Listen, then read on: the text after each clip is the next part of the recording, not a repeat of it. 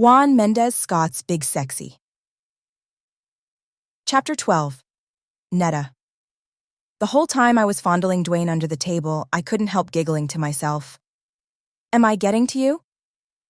Staring into my eyes, Duane said, Yeah, I would say that you are. In a good way, though. He was so cool and calm, looking all sexy in his dark sunglasses, his jewelry glittering like gold Christmas lights. Yeah, I can feel it, I said, still fondling him. I'm sure you can feel it. The McCormick and Schmick's seafood restaurant at National Harbor in Oxon Hill, Maryland, was bustling as usual that Saturday afternoon.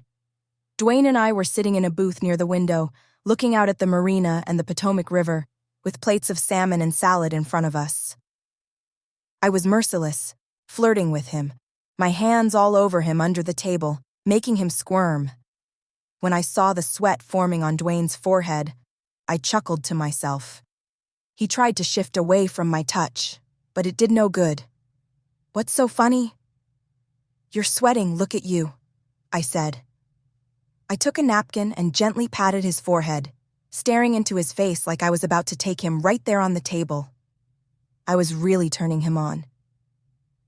To keep his cool, Duane took a sip from his third Blue Moon beer, glancing around to make sure no one who knew him and Maggie was there to see him with me. He wanted me to keep my hands visible, instead of them being under the table. Maybe I'm getting too drunk in this joint, he said. Not too drunk to drive us around, I hope. Nah, I'm all right. You better not crash that Aston Martin, I teased. I know that much. I don't care if I'm in it or not. You play with me like you've been playing with me under this table. You're gonna make me crash it. Well, when we leave, I'll leave you alone so you can concentrate. Duane looked at me, curious. I gotta ask you something. What's up? Why are you doing this to Maggie, again? I got serious thinking about his question. I just never liked Maggie. And I don't understand that, Duane said, puzzled. My wife is one of the most likable people in the world. She's been a sweetheart since the day I met her. She's just dealing with some personal demons right now. Personal demons caused by you. Me? Yeah, you. No, I said with a guilty grin. How can you dislike someone as nice as my wife? She always thought she was better than everyone, especially back in high school. She was real snooty. We were both cheerleaders. She told me. So why did you decide to call me? Duane stared at me, breathing hard, a vicious frown on his face, lust tearing him to pieces. I tried to fight it.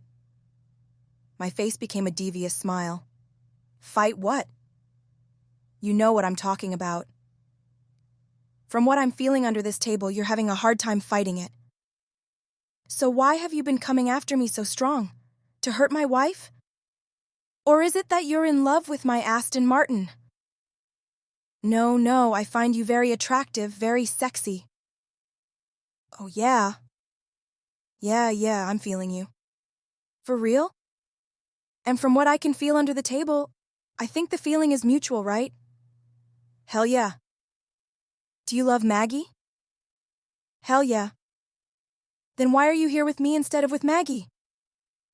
I could tell the guilt he felt was burning like an acid time bomb. He was searching for an answer or a lie.